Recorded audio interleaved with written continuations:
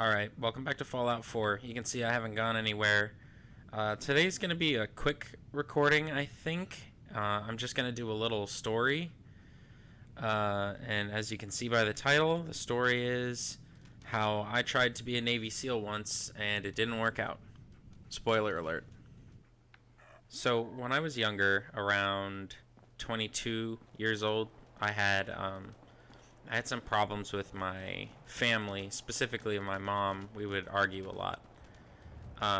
And I ended up moving out of my house sooner than was probably appropriate, if that makes sense. So I moved out. I had my own apartment. I could barely afford it. It got to the point where I sold my TV to a guy I worked with, and I had my lights, like I would turn my lights off. Not just during the day, but sometimes at night too. So it was pretty depressing. It was also kind of far away from where I worked and where I lived, so no one really came over all that often.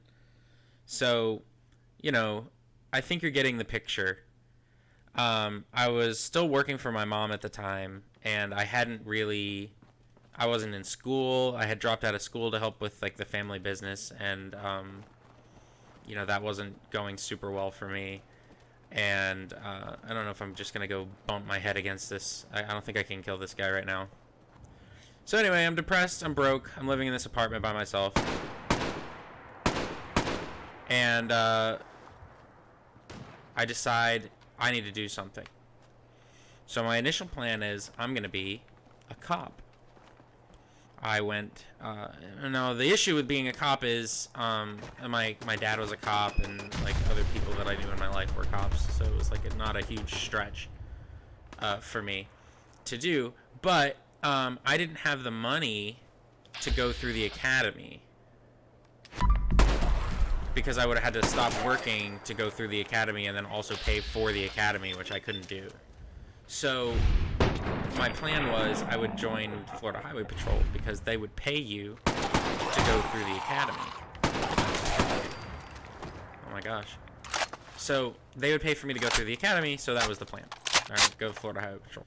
So as I'm looking into Florida Highway Patrol, a friend of mine suggests that maybe I look into doing military police in the Army. So I'm like, okay, that's interesting. Let me look into that. So I start looking into it, and as I'm working on it, I watched this show called Surviving the Cut.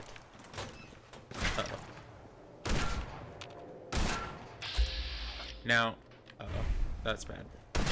Now, on Surviving the Cut, it's all about these like special forces programs, and how hard they are and all that kind of stuff. I'm frozen.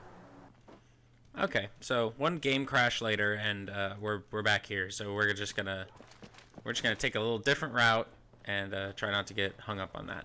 I'm just gonna head south. So I watched Surviving the Cut, the episode on Army Rangers, and I decided that sounded a lot cooler than being a military police officer. So I get into a bunch of stuff online, and I start looking at what Ranger training is like. And so I decide I'm gonna start working out with this friend of mine, and I'm going to train for Ranger.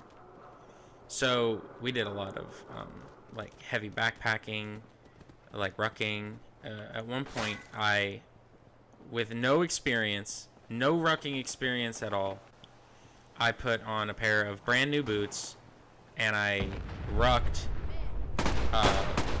33 miles from where I lived to where my grandparents lived.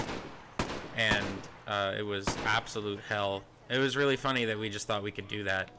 And we were going to go camping when we got to my grandparents' house because they live near a state park. So we brought all this equipment for camping, and we were like carrying it. So we had like 40 pounds of equipment that we didn't need. Come on, it's a 95% hit. Are you serious? 4 misses?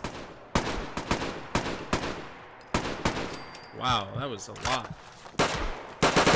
So we had all this equipment we didn't need, right? We did the march, and it was like our feet were bleeding. It was terrible. It was a lot of fun. At some point, my mother ends up telling me that I need to talk to this family friend and customer of ours. She tells me I need to talk to this family friend and customer of ours who's in the Navy, because she doesn't want me to join the Army. She thinks it would be better for me to join the Navy. So all right, I talked to him, and he goes, "Why aren't you gonna go SEAL?" And I was like, I hadn't really even considered it, I guess. In my head, I had that at such a high level that I never thought that it's something that I would do.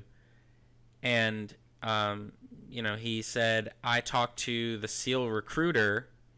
I guess I should mention at this point that my stepdad was a SEAL, so it was something that I grew up knowing about, and I always kind of held it at this on this pedestal. So, excuse me. Move. So he tells me he talked to a SEAL recruiter, the one for our area, and he was expecting a call from me by 4:45. I had that conversation with him at 4:30, which means I was now on the spot to talk to an active duty Navy SEAL who was waiting for me to call him and to go to his trainings in 15 minutes. So I call the guy, and eventually I end up going to the trainings. And my first training, let's pick this first. Let's do this real quick. I'm gonna use non-automatic rifles, so I need riflemen. I only have enough I'm only level enough for one perk of that. Sandman's cool. Silenced weapons do an additional. No, I don't need that. Moving target, ninja, ranged sneak attacks do 2.5. Yeah, I need that. I'm gonna do a lot of sneaking. I have a mod that changes pickpocketing and the locksmith and stuff to be easily passed, because I don't like spending perk points on it, so I don't have to worry about that. Oh yeah, and critical banker. Yeah, we're gonna need that. We're gonna need some luck-based perks, better criticals, and all that kind of stuff. I probably should have done that first. So the workouts were 3-part.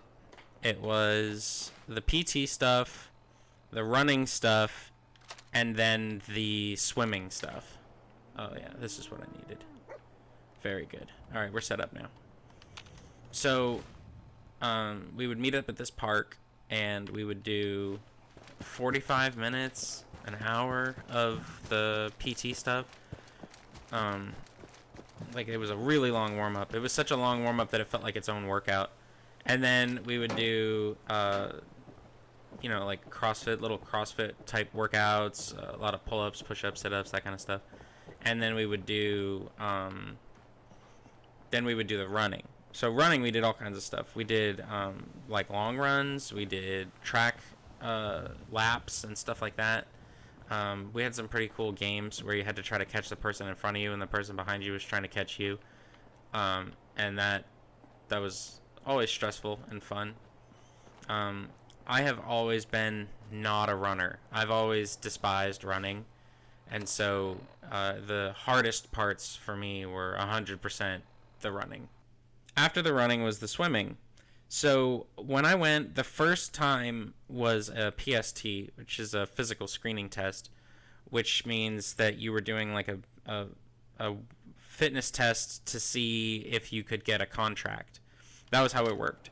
Basically, you join the Navy with a 6-month or so flex. So I say, I'll join the Navy and I'll do any job you want me to in 6 months. And then during those 6 months, you try to win a contract. You have to compete for them. And if you compete and you get a contract, then you get to go for SEAL or SWIC, the special boats, or any of the other special programs that people were training for.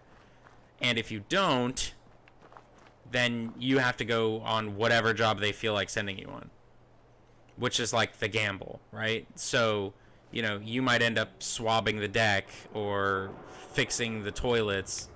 It's just a matter of whether you can do, if you can pull it off and get a contract. So, I had 4 months, I think, to win mine. But the first thing that we did was a PT test on my first day. It's a 500-yard swim, or 500-meter swim, It's a 500-meter swim, a push-up test of 2 minutes, how many you can do in 2 minutes, a sit-up test, how many you can do in 2 minutes, a maximum pull-up test. Uh-oh. Where am I being shot at from? Oh no! Okay. Maximum pull-up, and then it's a 1.5-mile run. So my first scores, I get in the pool, and now there's a certain stroke that you have to use. It's called the combat side stroke. I knew this, and I had practiced it a little bit at the little dinky LA Fitness pool before I came, because I like to look stuff up ahead of time. And I was cool with the stroke. I wasn't great. But I was like, I'm just going to pace with the person next to me in the pool. I'm just going to do that. So I try to do that. And a lap in, I am gassed completely. Like I was not ready. So the time on the swim that I needed to pass is, I think, 12 minutes and 30 seconds for the 500 yards.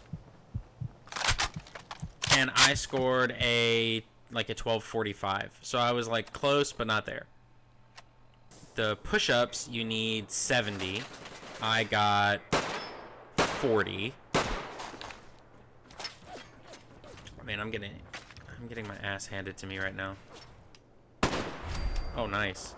I'm having a hard time remembering what my sit-ups were, but I didn't pass. I passed sit-ups modestly, like almost, just barely passed the sit-ups. Pull-ups, I got 8 out of 10, but I was told that my form wasn't very good, so really it was 0. And then, because you have to, it's a dead hang, you can't swing or anything, and you have to pull all the way until your chin is all the way over the bar and then back down. So I couldn't pull up high enough. At this point, I was like 60 pounds overweight too, and I was just rocking up to this special warfare trial program like I belonged there, which was funny. And then for the run, I ran almost 13 minutes for 1.5 miles, and I needed it to be, I think it was 12:45. I needed it to be 10 minutes and 30 seconds. So just abysmal overall. But for some reason, I wasn't discouraged. So I kept going. And then my second workout there is what I really want to tell you about, is was at a certain park where they had a really deep pool. And so we did something called drown proofing.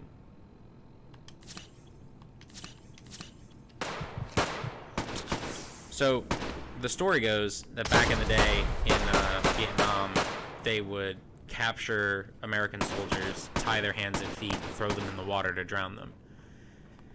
And so we practiced something called drown proofing, which is to keep you alive in the event that that happens. Now you see why I use vents. So drown proofing. The first thing that we do, we line up, we're all in our tiny little shorts or tiny little bathing suits or whatever, and we're standing on the edge of this pool. Pool is 10 feet deep on the shallow end, 15 feet deep on the deep end.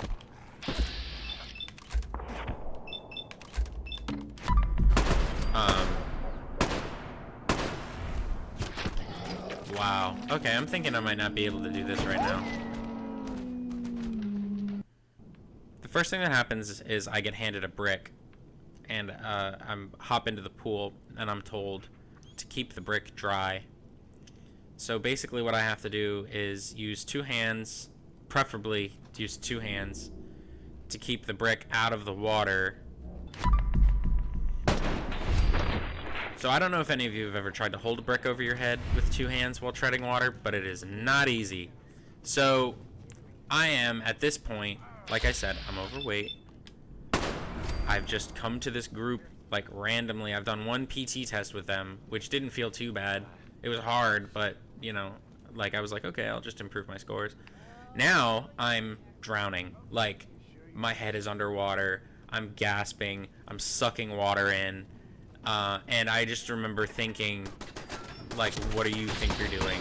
Why are you here? like, what do you think makes you able to do this? And it was just so difficult. And it's a 5-minute test, so I'm supposed to be doing this for 5 minutes. I didn't go to the wall. I did it. I kept one hand out of the water with the brick, and then I put my other hand in the water to help me. What happened that time? I kept my other hand in the water to help me tread, and that worked reasonably well. So the next thing that we did was called bobbing. So with bobbing, I am gonna make it through this plant, by the way. I am. It's gonna take me a few tries, but I'm gonna do it.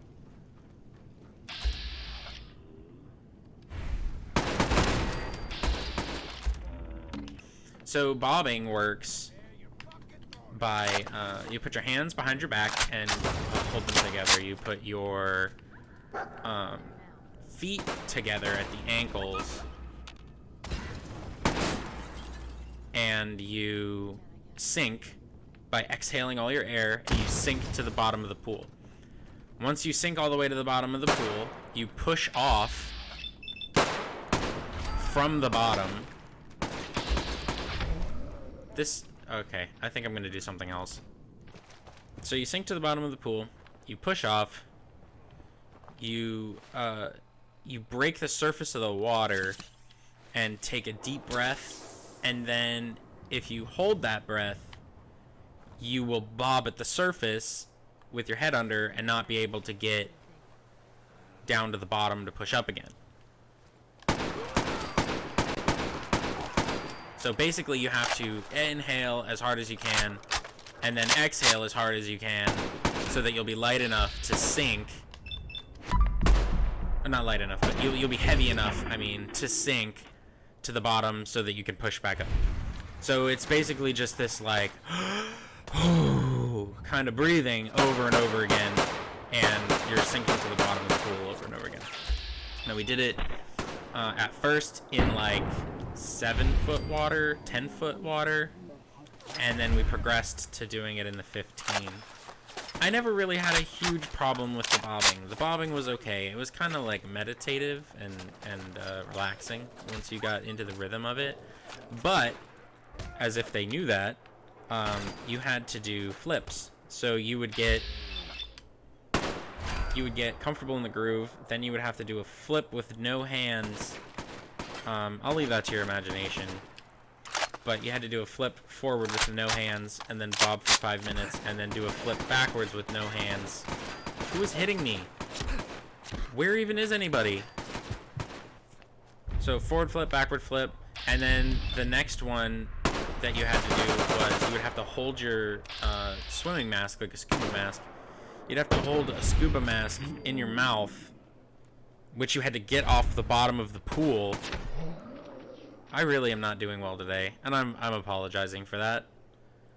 So your partner would throw the scuba mask into the pool, and then you would go down, grab it with your teeth with no hands, and then do more bobbing. And now you're trying to do the big inhale and exhale, but not dropping the mask out of your mouth, which there was some strategy to, but it was still pretty difficult. The next thing that we did in drown proofing was called the underwater swim, which doesn't sound so bad, does it? The underwater swim, you hop into the pool, you do a front flip underwater, and then without pushing off the side, you swim across to the other side of the pool underwater. When you get to the other side of the pool, you turn around, push off the side, and swim back. All on one breath. The pool is 25 meters long, so it's a 50-meter underwater swim.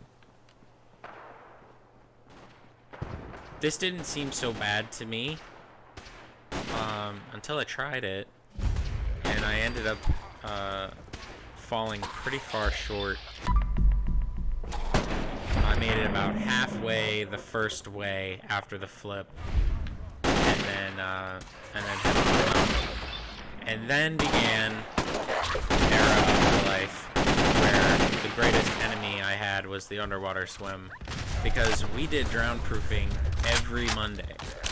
And Sunday nights, I was stressed to the max thinking about doing that underwater swim. And it was at the end of the workout. It was the very last thing we did.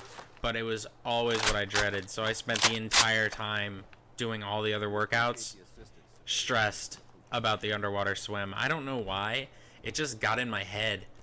And it was like, you know that you're fine. You know that you can do it. And it's easy for me to say things like, just swim till you pass out. Like, stupid shit like that. Until you're actually underwater and you feel like you're drowning and your body is telling you to go to the surface. And then you're like, okay, this is a little more difficult than I thought. The underwater swim was like my biggest hurdle. And I'm going to kind of jump forward a little bit. Eventually, not only did I get the underwater swim down, I became one of the best ones in the group at doing the underwater swim. We even used to do it in relay races. So we would have relay races and they would call out, as the person went in the water, they'd call out what the next swim stroke was. Breaststroke, butterfly, combat side stroke. And one of the ones that they could call out is underwater swim. This guy's like facing away from me while he's talking. Oh, there he is. Yes, I'll join the Brotherhood of Steel. Outstanding. So I conquered the underwater swim, and I actually got really, really good at it. And I was one of the people who could pass it while doing a relay. So your heart rate is up and everything. And I was really proud of myself for that one. The next thing I want to talk about is underwater hockey. So in underwater hockey, it was pretty simple. Uh-oh, I forgot about the wolves. These are mods. I added these wolves. So it's my fault that they're here. There's a lot of them too. So, underwater hockey, rules are simple. About 10 people line up on one end of the pool, 10 people line up on the other end of the pool. Pool is 13 feet deep at the edges, 15 feet deep in the middle, and it's 25 yards long. Instructor stands on the side, throws a brick into the water. They're pool bricks, so they're like coated in rubber, but they're still a brick. It weighs like 5-10 pounds, something like that. Throws a brick into the water in the middle of the pool. Everyone goes. The name of the game is to get the brick and to swim it along the bottom of the water, along the bottom of the pool, and get it up onto the opponent side's pool deck. So you can't grab it and swim to the top and then take it to the other side of the pool. You have to take it underwater, which means sometimes you need to pass it off to somebody else, or you need to hold your breath, or you need to do whatever. Should I do this? No, I'm not doing this, because this will just be another 10 minutes of me failing.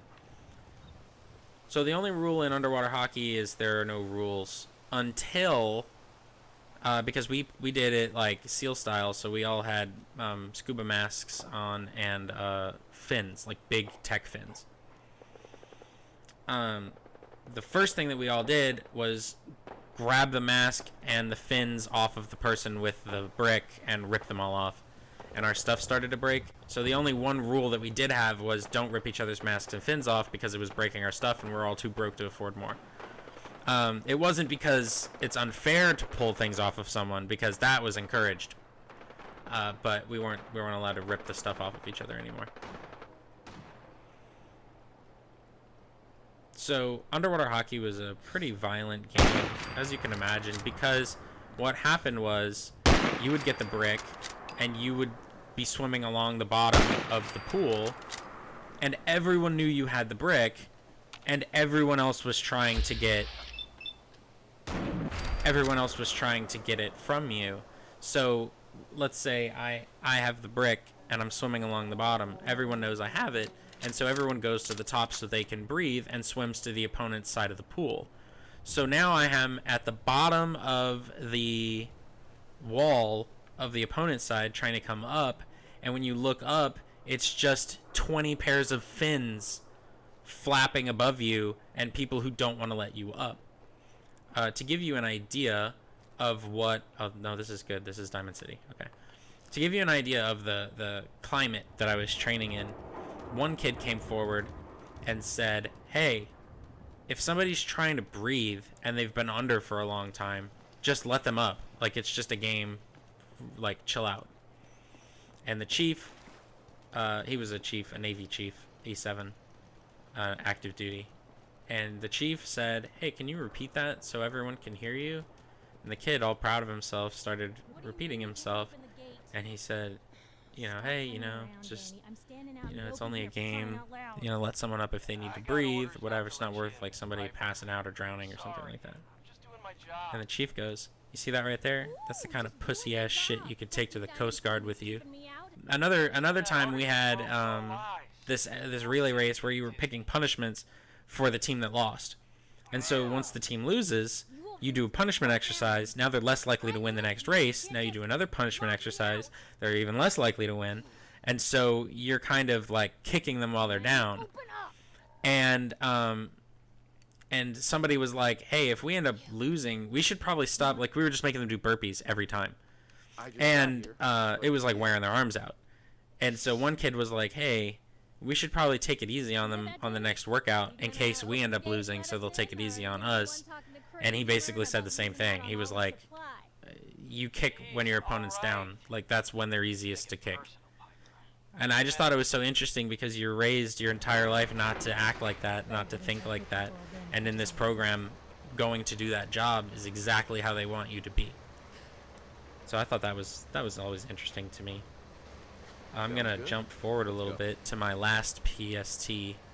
So my last PST, I got a 9-minute and 45-second run, which was better than my 12:45. I got 90 push-ups. I got 90-ish, 95-ish sit-ups. I got 18 pull-ups, 15, 18, something like that, a lot. And I got I forgot to lead with the swim. I got an 8-minute and 45-second swim. Always believed in freedom of the press. So my scores were a lot better. The chief came and told me that I impressed him. I shook my hand, which meant a lot to me. And he told me that when I first came for my first PT test, he thought that the scouts, who are the people who like set up the workouts, they're other Navy people. He thought that I was a prank that the scouts were playing on him, that they just brought some fat kid from the regular Navy office over to do one of our workouts. And so I went from a joke to being, in his words, one of the strongest swimmers we had. So I was pretty proud of myself. That was a pretty good time in my life. But let's jump forward some more and go to boot camp. So to set the tone for boot camp, I get there and it's like the middle of the night. I think it was like, it wasn't the middle of the night, I guess. It was like 9, 10 o'clock, something like that. They make us all stand in these opposing lines. So there's like 15 of us on one side and 15 of us on the other side, and you're just standing there facing somebody. And they put trash cans on the end of each line, and I'm on the end of the line, so I'm right next to the trash can. And they this little chief, this little fat guy, starts walking up and down the middle of the aisle, like yelling, like for no reason, and is like, if any of you have any contraband, anything, you're gonna need to get rid of it now. And I was like, oh shit, I have mints in my pocket. I was like, I better get rid of these mints. So at the exact same time as me, this other kid grabs like gum or something out of his pocket, and we both throw something in the trash can. I return to the position of attention faster than this kid does. The chief hears something hit the trash can. He turns around and he sees this kid returning to the position of attention and lays into him. Gets right in his face. Did I tell you to move? Did I tell you to throw anything away? Did I tell you to... And right in this kid's face, and the kid is staring. You're not allowed to look at people either. That's like a thing that they do. Like, don't look at me. Why are you looking at me? Look straight ahead. What's straight ahead? Me. My barely able to contain my smile face.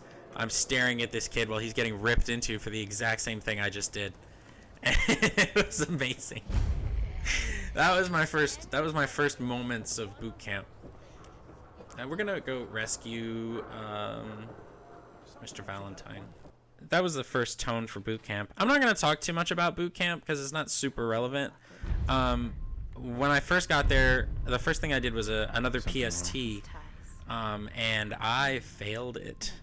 I failed the run by 10 seconds, which is crazy because I had just passed my run by so much right before I left, but for whatever reason, I just ran a little slower, and I ended up failing the run by 10 seconds, which put me on like a probationary thing. Like, they weren't going to drop me from the program, but I had to redo it soon.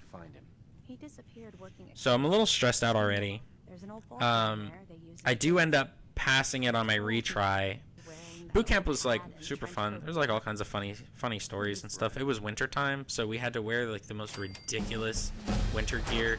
It was like a scarf that wrapped around your face and a ski mask that went over the scarf. So like literally your mouth hole was covered by scarf underneath. It was so uncomfortable, but it was really cold when we were there too. Like, it was not above 19 degrees most days. What have you done with the real Riley? Where's my Kyle? No! Yeah, just killed this guy. Loot his body in front of the guards and go. So just some random facts, I guess. Boot camp, we were in an 800 division is what it's called. So basically, the special warfare kids had a special boot camp where we did the same boot camp as everyone else, but we also got up at 4:30 in the morning and went and worked out with more active duty SEALs who were responsible for like the regular workouts and stuff that the Navy people did during the day. We did, but before that and before breakfast, we did another workout. We also got extra snacks. They gave us they called them mid-rats, I think, midnight rations. They would give us like these little Special K bars that I still remember, and like a banana and little peanut butter and stuff like that, and a Gatorade. So we would all save them up. Stealing is a huge part of boot camp. Like from the chow hall, from like the cafeteria, stealing they had sunflower butter, which was pretty good. We would just eat it out of the packet. It was a little funky tasting, and then peanut butter, obviously, and whatever else you could get your hands on. There's rules in boot camp. You're not allowed to have anything in your pockets that precisely no one follows. So, you know, everyone knows that you're doing it, but you're still going to get punished if you get caught doing it, basically. They had this drawer called the A and B drawer that people are not allowed to... What is this leading me to?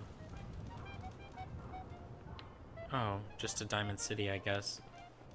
So the A and B drawer was the drawer that they're not allowed to look in, and you have a special key to it.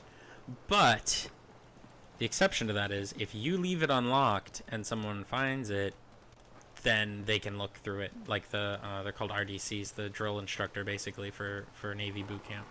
And so we had a chief who was in charge of the other two, who was super cool. He was really young. He was really fun.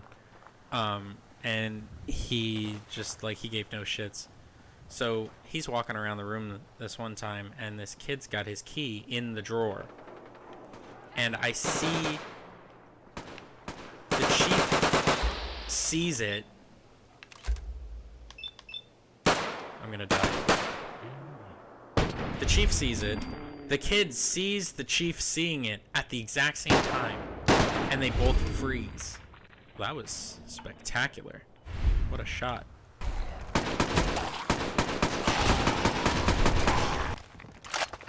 Reload. Oh my gosh. That was hair-raising. Anyway, so this kid sees the chief seeing his locker open, his drawer open at the exact same time, and they both just bum rush it. The chief grabs the drawer, which is open, and he just yanks it, and it opens, and just peanut butter and little bars and snacks just fly everywhere, all over the entire floor. And that kid got in so much trouble, but it was really it was really funny. Just a tense moment. It was like a gazelle seeing a tiger, and they just froze at each other. Everybody knew it was about to go down. During boot camp, everyone gets like little jobs, and it's super stupid, but they call you the PO. So petty officer is like a non-commissioned officer rank in the Navy, and they would call you like trash PO, and you'd be like the petty officer of trash. Took out the trash and stuff. And I'm just gonna sink 2 more points into luck. So in boot camp, I was laundry PO. There were 2 of us, and then we had a helper, so there was like 3 of us. But basically, there was a laundry room attached to the, I forget what they called it, compartment, I think. Yeah, there was a laundry room attached to it, and it was separate, and there were like 3 washers and 3 dryers, and everybody, we would do the laundry for everybody. And it was like every day, basically, that we would be doing laundry. And, uh-oh, what's this? Wolves? Oh, no. Oh, this is about to be ugly. Super mutants. Critical. The criticals are so killer to be able to store one. So I was laundry PO, which meant I got to spend a good portion of the day in the laundry room doing nothing, which was cool. And they kind of gave us a lot of autonomy. Like, me and like the 2 or 3 guys who were doing laundry, they'd be like, okay, we have to go drill. We have to go do drill practice, which means that you have to do like the marching practice where you just like march around and shit. And we'd be like, chief, a lot of laundry to do. Got a whole, like 2 loads. And they'd be like, all right, you guys stay here. We'll go do it. And it's like, we would like skip the training. And it was really funny to me because we just always saved laundry.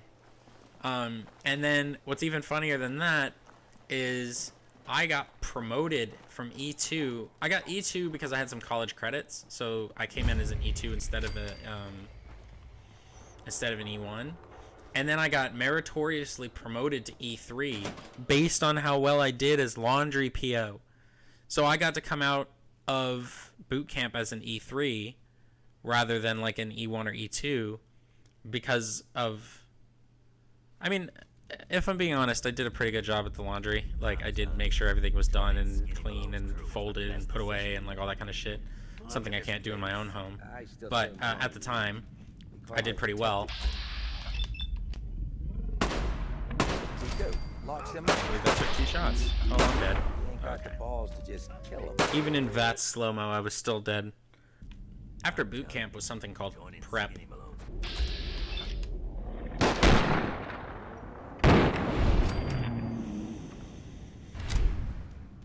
So the pipeline, as they called it, was boot camp, prep, and what hit me? This is going to be a long episode. I said it was going to be quick. It's not. So the pipeline goes boot camp and then an 8-week preparatory course and then BUDS, which is the basic underwater demolition school in California. It's the SEAL school that everyone's heard of that kills everyone. That everyone fails out of. I forgot to switch.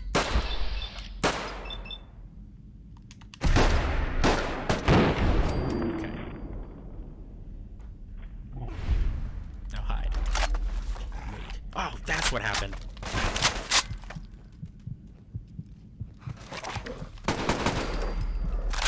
So going into prep, I was feeling pretty good. I did pretty well in boot camp. I was like not homesick, but I was a little like overwhelmed by what was going on. I had just gotten a girlfriend before I left, like an idiot, and you know, I was immediately missing her, and you know, trying to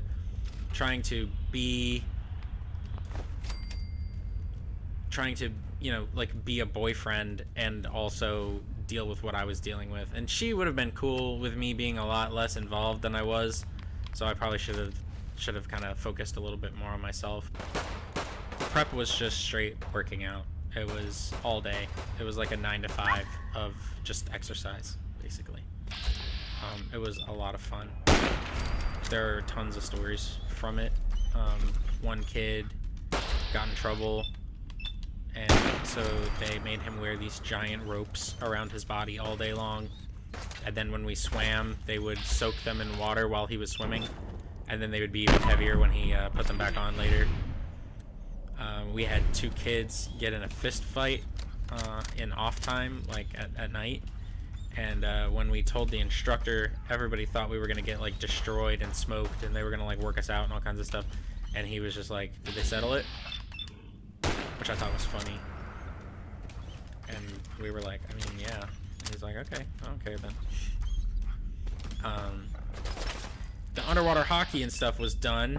I was told by the instructors there and the other people who were training there that that was insane, and that they can't believe that someone let us do that, which in retrospect is pretty fair. The underwater stuff was a lot easier at prep. Best thing about prep was swimming. I was so good at swimming at that point in my little career, and I just had so much fun with it. We had swim coaches, like top of the line swim coaches. We had top of the line weightlifting coaches. We had top of the line running coaches, and we were just coached like all day long.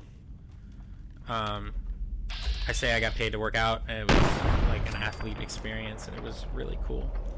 I failed a run in prep because I miscounted the number of laps I ran, and I ran 1 too short, and then had to finish the run when they told me.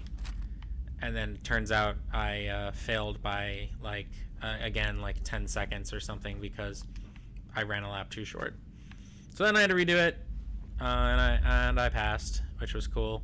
But then we got to the final PT. Now there was a board in the instructor's office that had names on it. This was a board you did not want your name on.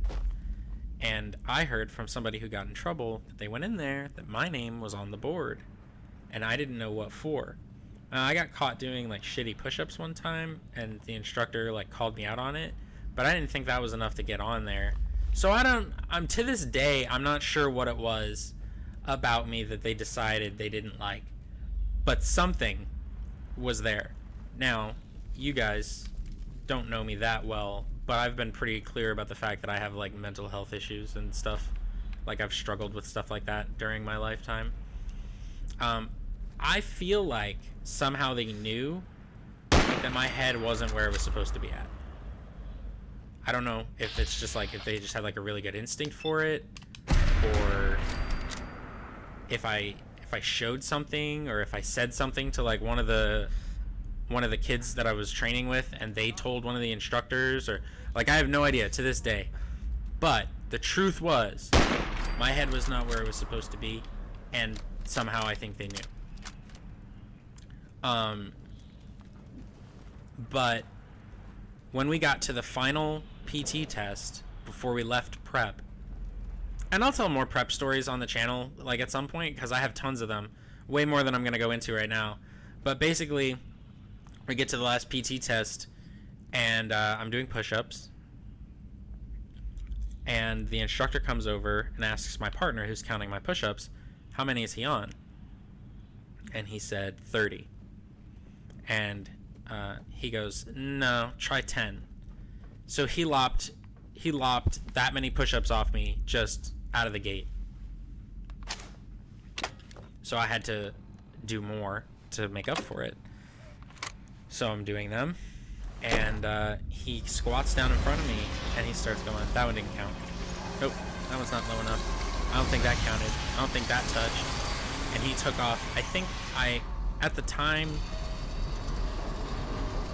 counted about 25 to 30 that he took off of me. And it was a minimum of 70 to pass, and I got 68. And so I failed sit-ups by a couple too, because he did the same thing, but I also was kind of discouraged at the time. But Yeah, so 2 push-ups, short, and like, I'm not trying to make excuses, but when I look back on it, I don't think he was gonna let me pass, regardless of how many I did. I think he would have kept counting them down until I failed. Because, like I said, I think they knew that my head wasn't where it needed to be, and they just didn't want me. Which ultimately I agree with, actually. I wouldn't have done well with the mindset that I had if I had continued on with the program. But at the time, it was pretty crushing. It was really difficult to face the fact that, like, if I could have done, in my mind, if I could have done 2 more push-ups, then I would have been able to go to SEAL school with all my friends instead of, you know, going somewhere else. Ooh, do I have any grenades? Very nice. So that is my super abbreviated. Is it super abbreviated? This is like an hour long. That's my story of how I tried to be a Navy SEAL. And in another video, if you want, I will tell you what happened next and where I ended up in the Navy after that. But this is kind of a personal story, so it means a lot to me that you listened, if you listened this far. And leave me a comment. Say something. Thanks for watching.